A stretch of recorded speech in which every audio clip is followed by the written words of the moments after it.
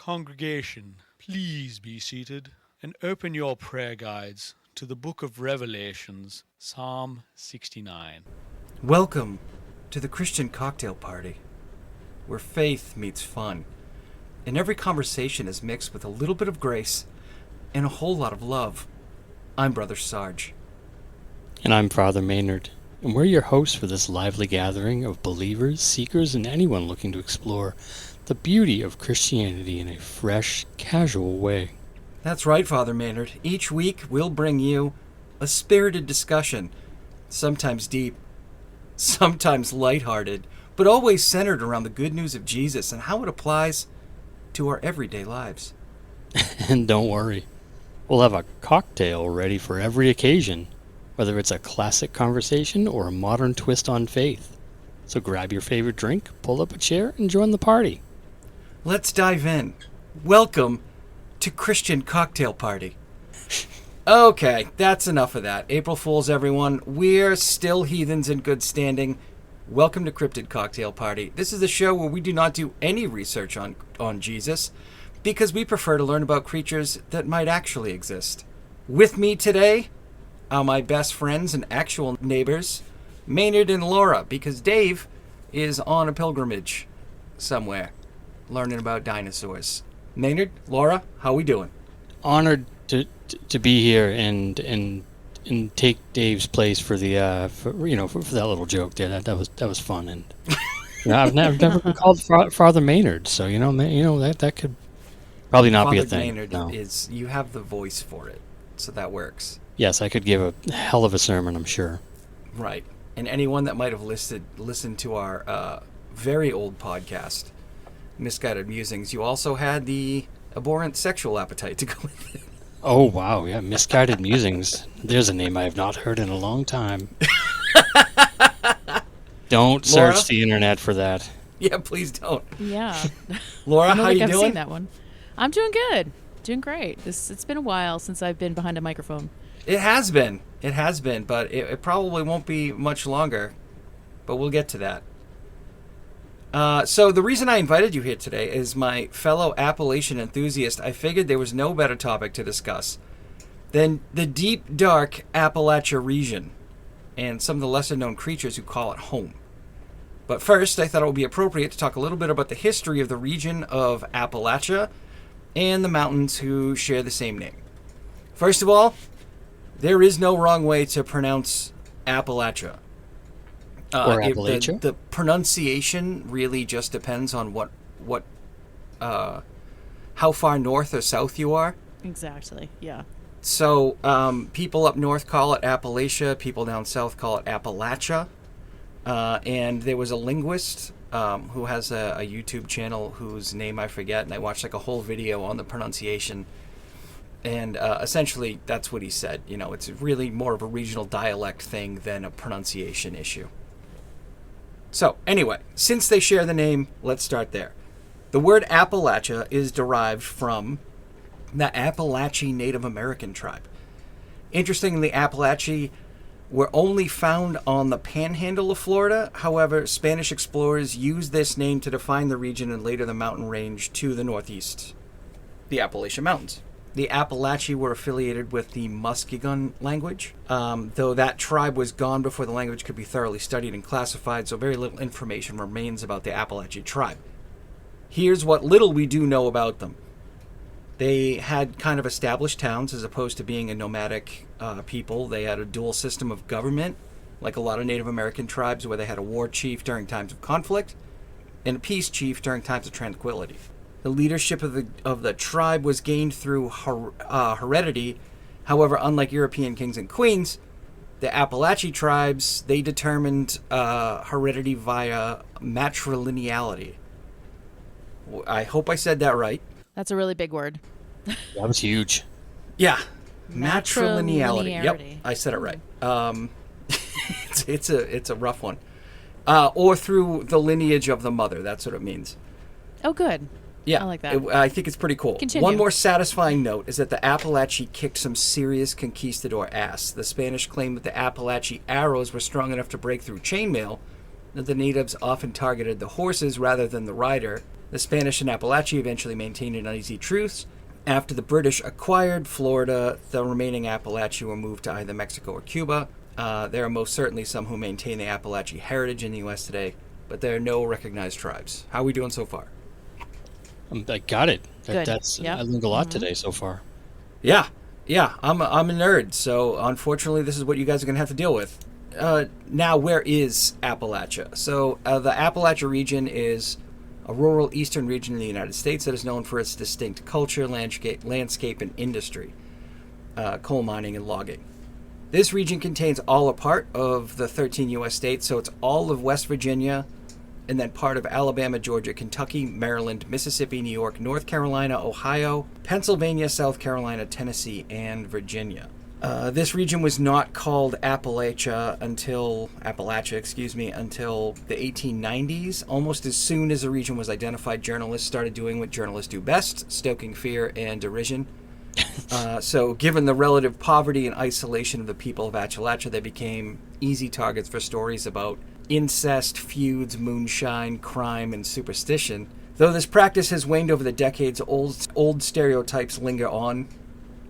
You might be curious as to why Appalachia has so much poverty, and, well, in short, it's due to fucking capitalism, as usual. So the region was seen as a massive logging camp, essentially, with a coal mine underneath it, so businesses came in, bought up all the resources, exploited the workers, and then fucked off when all the money dried up, while the residents were left with pollution, raging coal fires, like in Centralia, and virtually no other sustained industry. So by the 1960s, due to efforts by the Appalachian Regional Commission, Appalachia slowly caught up to the rest of the U.S. somewhat, but still lags behind the rest of the country in a number of economic indicators. Okay, so what about the mountains? Well, it's interesting because Appalachia was named after the Appalachian Mountains, which was named by the Spanish for a tribe that spent no time in the mountains. The Appalachians are a range of mountains that run through 16 U.S. states: Maine, New Hampshire, Vermont, Massachusetts, Connecticut, Rhode Island, Pennsylvania, Maryland, West Virginia, Virginia, Kentucky, North Carolina, Tennessee, Georgia, and Alabama. So they run through 3 countries, the United States and Canada, which would make sense, but a third country is France, strangely enough, but only because they hold some overseas territorial land south of Newfoundland. The Appalachians were part of a larger mountain range called the Central Pangaean Range, making them some of the oldest mountains in existence.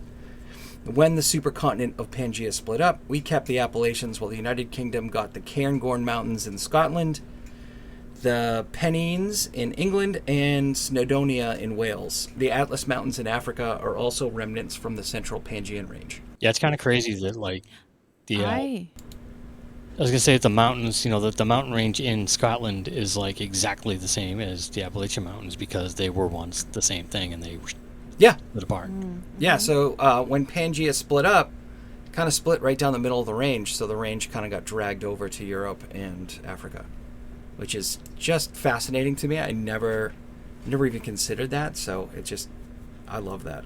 So, given their lineage, the Appalachian Mountains are believed to be nearly 500 million years old, making them older than the first trees by 100 million years, and close to the same age as the earliest shark species. So, while not the oldest mountains in existence, they're pretty close. Okay, so why is all this relevant? Why did I make you listen to all that? Well, because I'm incapable of telling a story without knowing as much as I can, and now you have to suffer. Consider yourselves lucky that I remembered that this is supposed to be a 30-minute podcast while I was writing this. What do you think so far? You did a good job. Thank you. And we're used to your dumping knowledge on us. So that's why we sit quietly and we wait until it's our turn. So, no, but it's really interesting. It's a painful addiction that I'm compelled to dump as much information as possible. But it's just I was like thinking to myself as I'm like looking up stories from the Appalachia area, and I'm like, why do they call it this?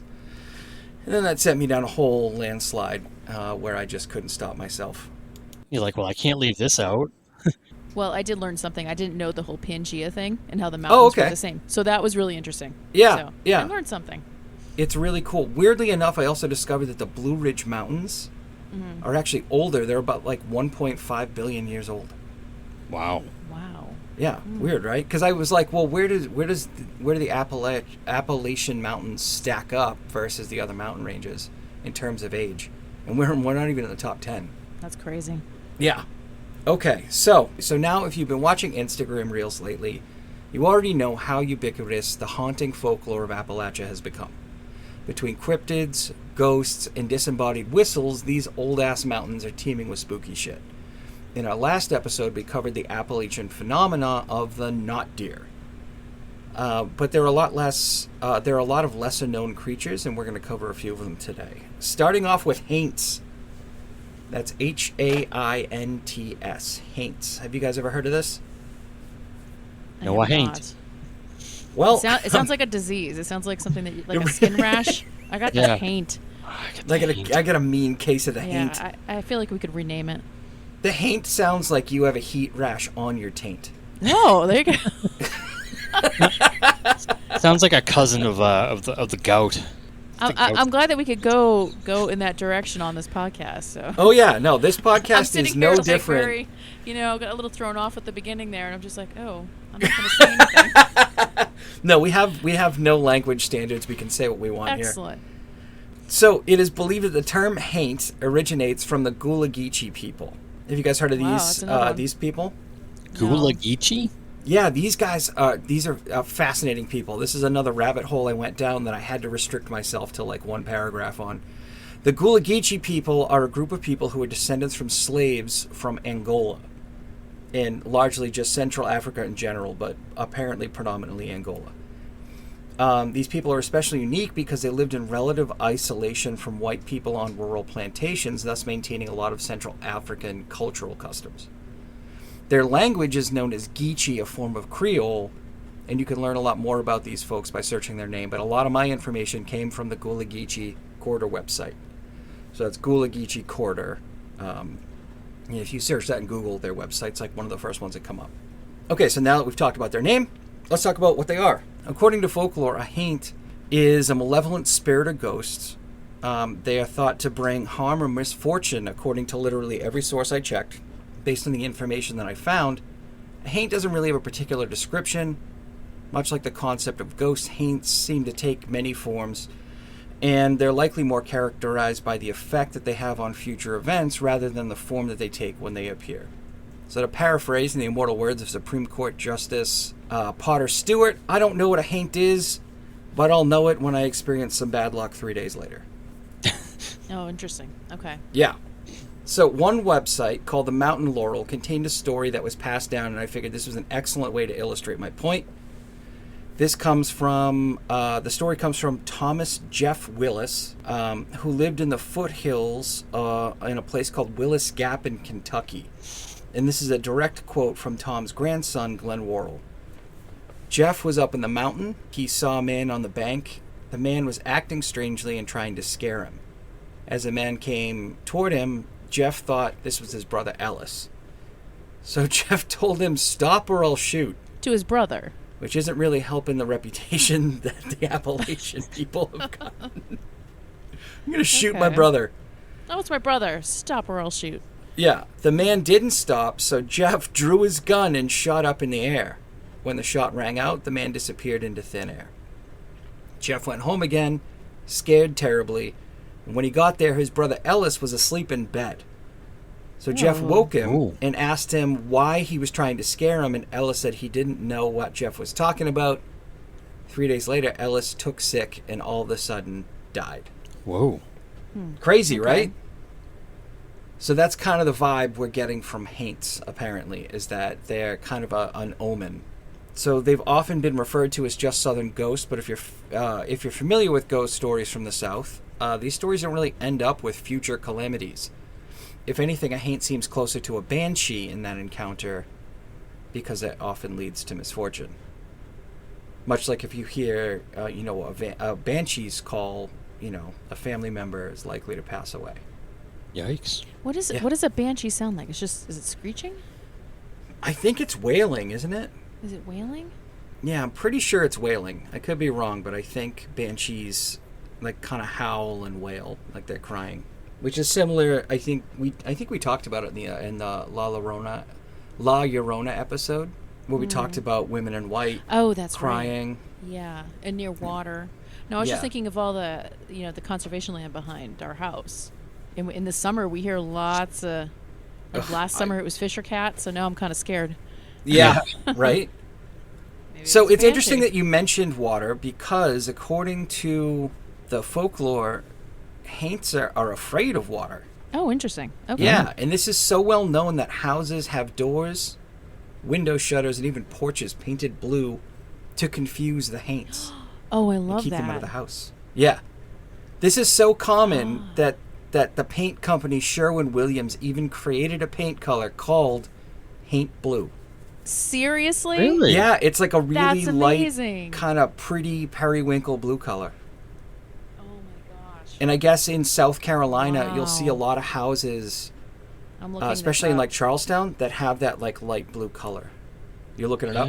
Yeah. Yeah, you'll I'm see looking it's it up. really, really pretty. Well, I'm a designer and I went to art school, so anything about color and histories of color is really cool.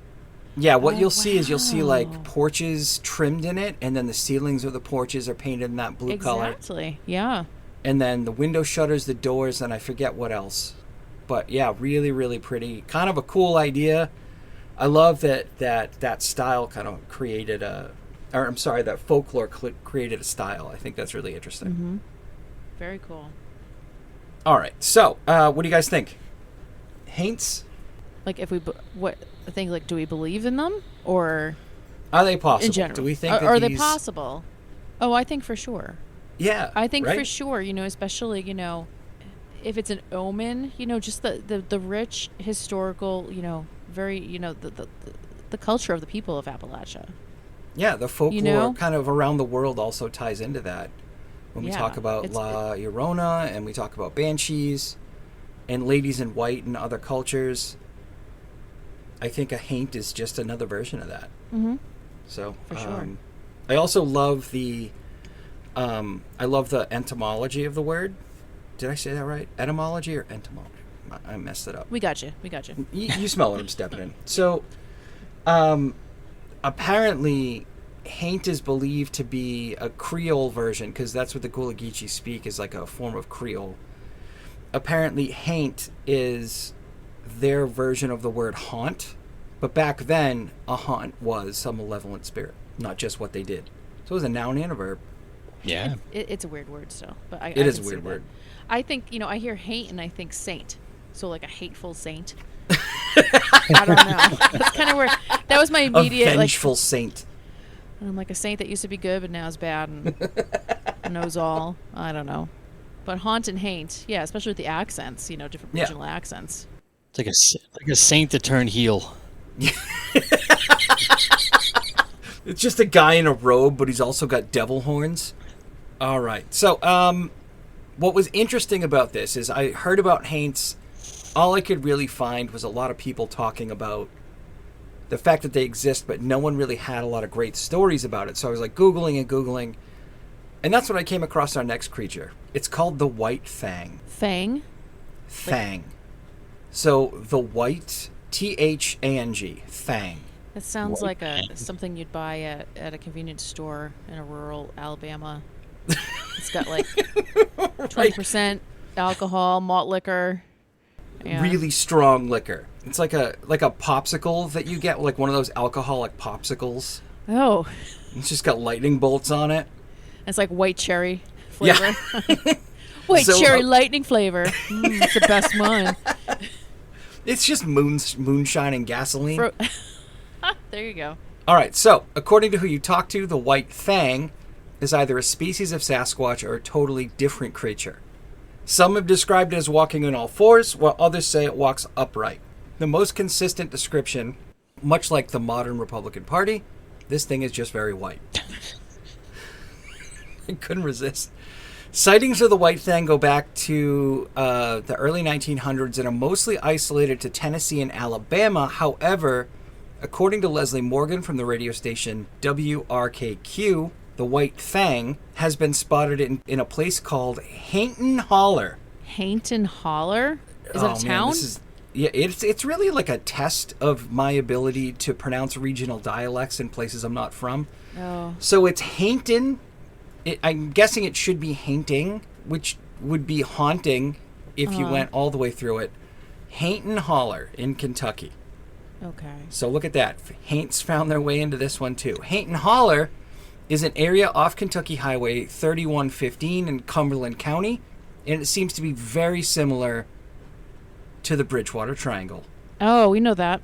Well, yeah, there you go. trademarked by Lauren Coleman. Don't sue me. But yes, the Bridgewater Triangle.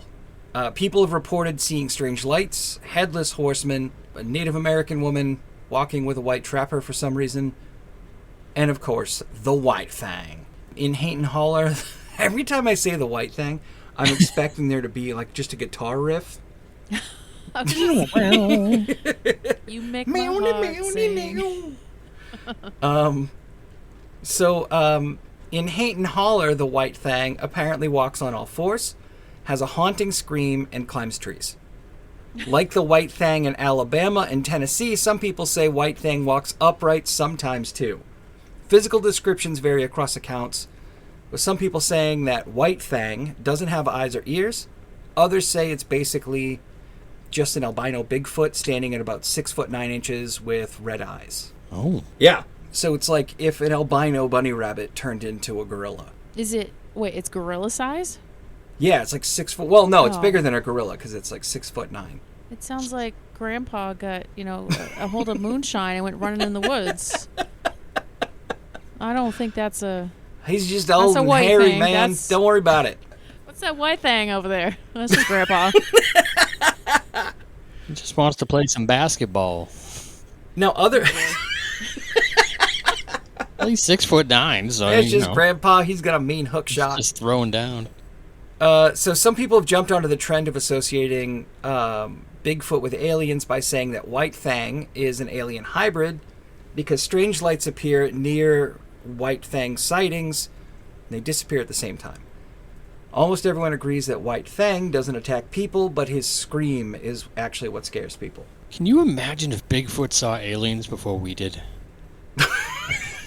Maybe Bigfoot and aliens existed independent of each other and just decided to team up. That's They're what like, I mean. hey, you're blurry on film, we're blurry on film. Let's work together. They don't believe we exist. Let's show them.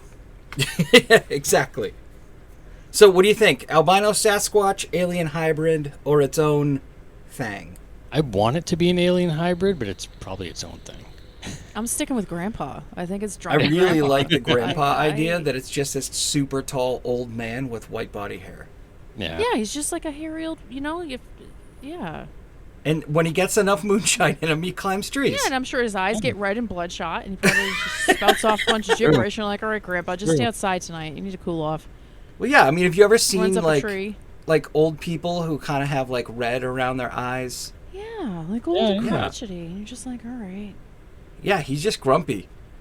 And it's a thing, because he's like not like he's all skin and bones now and hair. Oh, there is Wow. one thing. So almost everyone agrees that White Thang doesn't attack. It's not a violent creature. But its scream is what scares people. So maybe Grandpa's also just like hard of hearing? It's like, Yeah, what? it's true. What? I don't want to come home. What? I'm sleeping out here. Okay, so we have talked about White Thang. We've talked about Haints.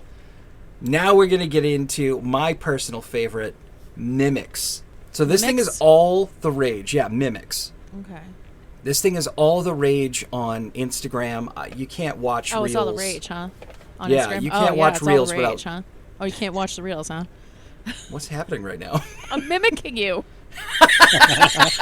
Wow. Okay. Never mind. Sorry. I am so slow. Okay, so not to be confused with the Native American Wendigo, which is its own separate entity. The Appalachian mimic is harder to describe. None of the sources I encountered described its physicality, but all of them describe the encounters. Mimics apparently replicate all kinds of sounds from running water, laughter, and even the voices of loved ones. I found a cool story from a TikTok. A woman named Jen and her husband went camping with their dog in a remote area. This was as told by Distractify. I tried to click on the TikTok video, wouldn't let me watch it. So Distractify picked up the story and published it. Jen and her husband were camping with their dog in a remote area. which is typical for the Appalachia area. They expected primitive and private conditions, and that's what they got. However, Jen explains in the TikTok video she didn't expect to cut the trip so early. They sped away the same day they arrived at their site, and here's why. Her husband was cooking at their campsite, and she walked into the woods to make poopies. Well, it says go to the bathroom, but I'm guessing she was just going to fire one out real quick. Well, it's campfire food, so... Yeah, she's got to make room. It's fine. It's difficult...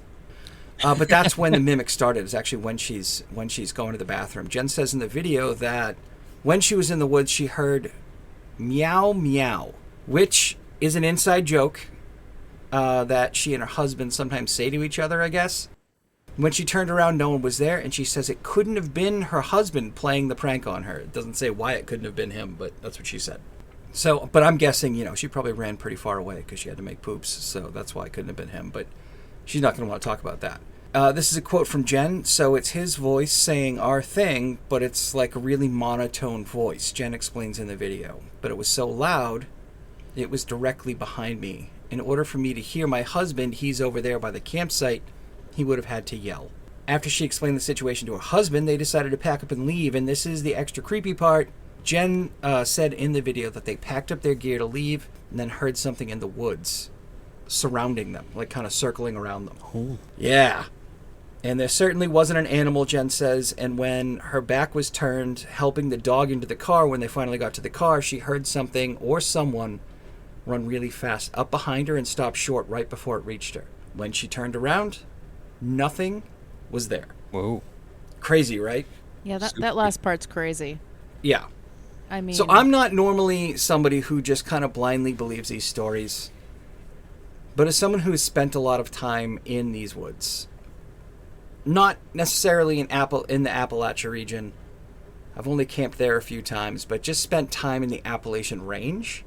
It's not the weirdest story I've ever heard from someone who's gone camping. No, it isn't. I've also spent a lot of time up there. I think the most time I spent was a day and a half by myself without seeing anybody. Yeah. In the middle of the woods, and you do hear things. Yeah, you absolutely do. Because it's so quiet, because there's no sounds of civilization. I think your brain just can't process the sound of nature, and right. so you're kind of thrown off, and you start to hear things like water will sound different, bugs will sound louder, right? That kind of stuff. So, and sometimes when you hear water, you think it's like right there, and it turns out that it's much further out. Yep, especially like water, it could sound like voices. It could sound like animals, depending on what it's hitting. Like if it's a waterfall, right?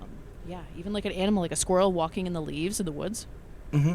And when you're talking to people who are with you, even that can be distorted a little bit. Just the sound is really muffled. You hear all kinds of stuff. So not that part doesn't surprise me too much. However, I've also talked to a lot of very no nonsense people who don't bullshit.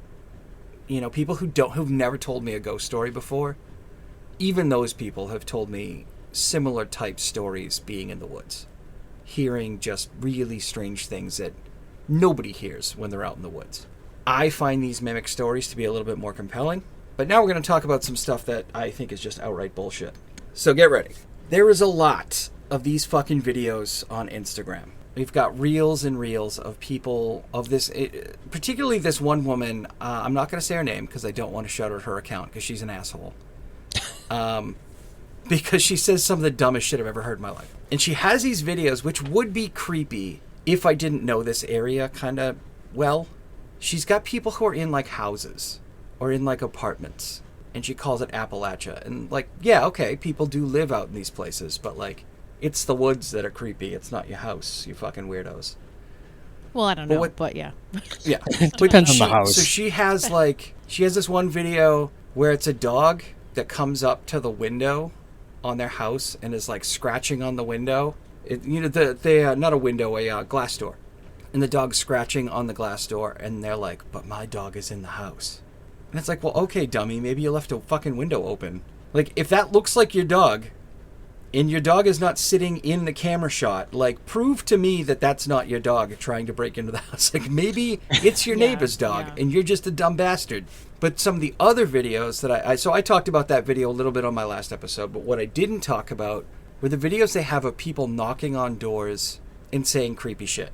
And so it's supposed to be like the voice of a loved one or the voice of a friend, because that's what these mimics supposedly do, is they, obviously mimic people in your life. That's why this story kind of rung out to me, the first story I talked about, because that's exactly what mimics are supposed to do. We don't know what they are, we don't know what they do, but we do know that, one of the ways they kind of get you is by mimicking the voice of a loved one. But these videos are super creepy because, it's someone kind of like, I don't want to say aggressively knocking, but rapidly knocking on the door, if you know what I mean. Like, they're not pounding on it, but they're knocking really fast, and then they're just saying kind of the same thing over and over again. Like, come on, Beth, it's me, open the door, or something like that.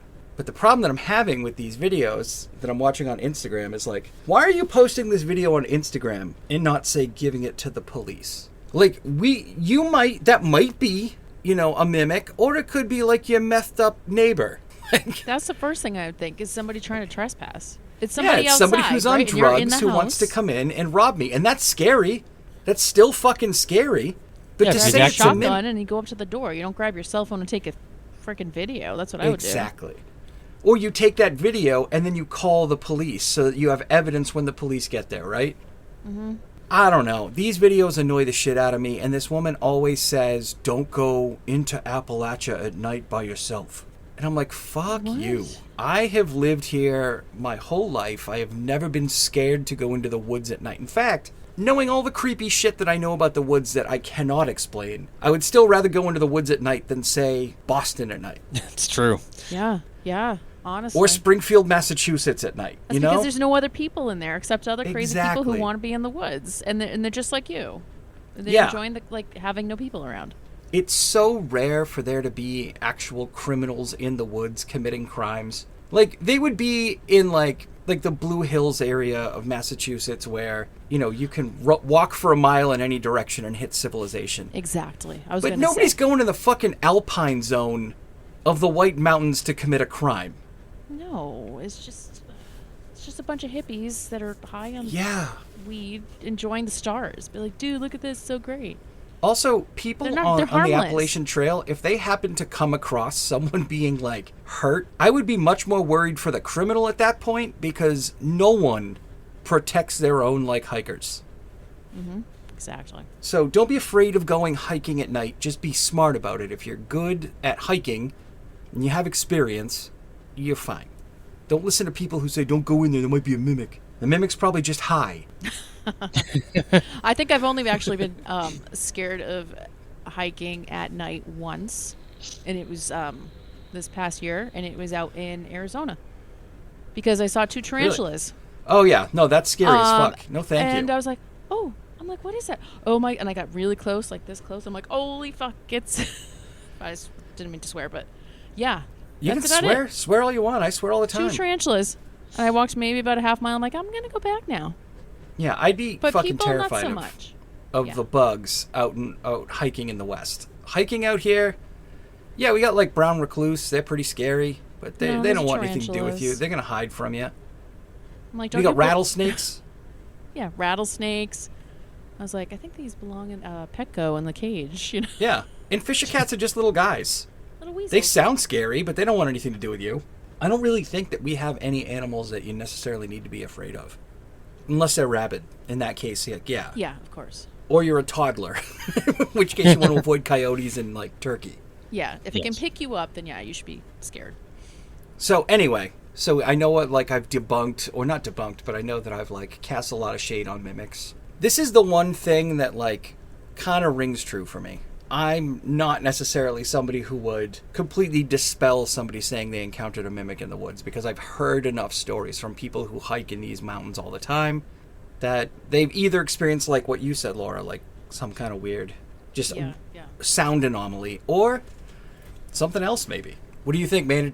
I'm agreeing with you with kind of along the lines of what you said. I think, it's happened enough where if I went into the woods, I might not be surprised if it happened, and I wouldn't have any explanation for it. But at the same time, I also wouldn't be, like, immediately terrified. Could it also be something where, because of the environment that you're in being so isolated and, not having sound around you and everything, where it's something that your brain does to you. Well, that's what Laura Oh, was of saying. course, yeah. Yeah. Especially if you I've drink the water experienced without that. filtering it when you're out there. Well, Yeah, I just mean in general, like kind of like sensory deprivation, like that That's sort exactly what it is. Absolutely, Everything just yeah. sounds totally different. It's And I have magnified. experienced that. I've gone on It's very hikes where I cool. haven't. Yeah. It's I've gone on actually hikes where I haven't pretty seen anybody, and so you. It's not like a full blown hallucination, but you certainly hear things that you realize couldn't possibly be there. But also Or- the echoes are weird because just the shape of the mountains are weird. Yeah, that's. I mean, there's echoes, but there's also, you're so used to the static Yep. and the energy of like civilization, and when you're out there, it's not there. And when it's really quiet, like you get that buzz in your ears. You know when it's really quiet, and Yeah. your ears kind of sort of make that sound, that vibration. It's like you even get that. So Yeah. it's just, who knows what you hear out there? And there's a lot of critters. There's a lot of critters out there too. Oh, absolutely. Black And bears and there's a things lot like of that. animals that make weird noises. Yeah. So for that one story where she heard something running up behind her, those animals, like when you're out in the woods, they're like, oh look, there's a trail. It's not just for people. Yeah. The animals were like, oh look, I don't have to like go through all the brush. I can just walk down this trail. Yeah, I've absolutely People see moose experienced do that that all too. the time. Up in the White Mountains, it's moose. There's stories Yeah. of that all the time. Like, oh, there's a moose behind me, and people would have to like stay off the trail for half an hour until the moose decided to move on. And with all the leaf litter on the ground, because we don't really allow forest fires in not I don't mean to say that like people are allowing forest fires, but as human beings we do a lot to avoid forest fires. Mm-hmm. So leaf litter tends to collect a lot more in our forests than they did, let's say 200 years ago. So when you hear an animal, a small animal coming towards you, it doesn't sound like a small animal because it's kicking up a shitload Oh, of leaves. squirrels are so loud. A squirrel. Yes. They are loud Yeah. out there. But then you'll also hear things like a beaver slapping its tail on the water. Like, that's fucking loud. Because there's nothing else to drown out the noise. And woodpeckers and, yeah, everything. Oh, yeah, the woodpeckers, too. Holy shit.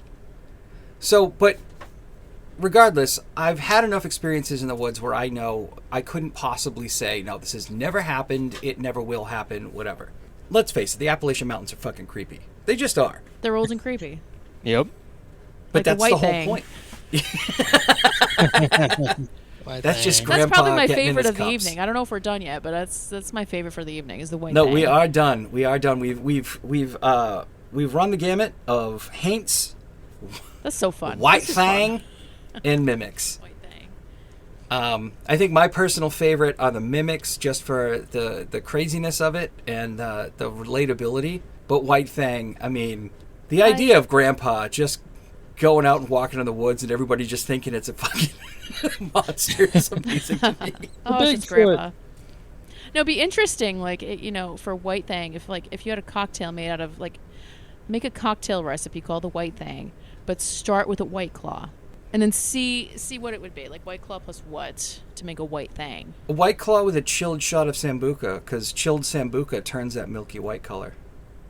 Oh, does it? Oh, Yeah. Interesting. Yeah, I learned that when I was Might taste a bartending. little odd. Yeah, it would probably taste a little weird, but it's worth it to get you wasted.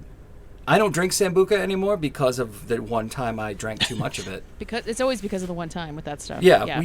Yeah. With a liqueur, there's always a one time, and you'll never go back. But anyway, that's our story. I love it.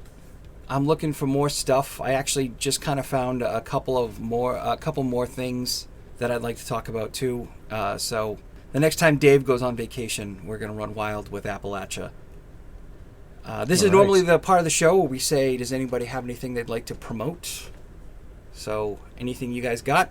Well, look, I think the three of us are going to get back together very soon for some Citizen's Guide to the Supernormal episodes. I have already started researching, so yes, we are. Oh, good. Yes, I know you said you had some wonderful ideas, so... I do. We're going to cover some crazy government conspiracies. And boy, oh boy. Like old school, like I Like hope. old ones, not, right? Not now. No, like Not we're going to now talk about times, like, 1960 yeah. stuff. We're going to talk about fun, quaint conspiracies, not, Okay, yeah. I not don't want things to that get are into actually bother. happening now that the government is lying Yeah, because I about. get enough of that in my day to day, so I'd like Yeah. to have a change of pace. Let's go back in time. No, we're going to go that'd back be to the wet and interesting. wild 50s, 60s, and 70s to talk about... Oh, so much stuff back then. I don't want to give it away. No, don't. You'll just have to Alright. listen, Yeah. but I'm very excited about what we've got coming Oh, up. cool. So All right, that's, so the Citizen's Guide to the Supernormal. Go check us out. we have a lot of Yes. fun. I can't wait. and now I'd be remiss if I didn't talk about my sponsor, Narragansett. You beautiful bastards. Yes. I couldn't wait anymore. I had to break out the Dell's Shandy from Narragansett. Oh, wow. So goddamn good. And weirdly make you enough, feel like, like you know someone. how a lot of Shandies kind of skimp on the alcohol content? Yeah. This is 4.7, which is All pretty right. good for a Shandy. Normally a Shandy is between like 3.5 and like 4. Oh, okay. Yeah, they go So- legit half and half, but that one's Yeah, it tastes really good. It's really clean. You can't go wrong with Dell's, yeah. but it's Narragansett. Yeah, And I love it. absolutely. That's kind of interesting. That's a nice partnership. I like that. Yeah, I love them. I had also, the Music City one recently. Is that the Music That's what City? it was. The IPA. Oh, yeah, Oh, Music so City, good. really good. Yeah, Kind I of hard to love find up in Mass, but definitely all over the place in Rhode Island. That's Good where stuff. we were. So Yeah, that makes sense. when, That's where we when were. in Rhode Island. Yeah. No, Yeah, that so sounds good. if you got Narragansett near you, you should grab it. It's a good domestic. I love it. Also, Killed by a Yeti. Wow. Yeah. That's the band, Awesome right? band. They're the ones Nice. who did our soundtrack. I'm sorry, not our soundtrack, our theme song, our opening theme song. Oh, that's awesome. And that's a great shirt. Can you show it again? Yeah. Oh, that's a cool graphic. I love that. Yeah, it's really cool. They've got some really cool shirts. Yeah, if you check out their Instagram, Killed by a Yeti, and then check out our Instagram at Cryptid Cocktail Party. Find us. There's a link there that has all of our socials and everything. And I think that's all I got. So this is the other part of the show where normally I would say how much I love the audience, but if you guys would like to say I love you and goodbye to the audience. Goodbye, audience. It's fun to be here, and thank you for having us. And I Yes. love You you. have to tell the audience you love it. I love you so much. Love you guys. Is there a lot of them? I love every single one of you. There should be I don't a know good how amount many, at this but I'm point. sure there's quite a few. We're getting there.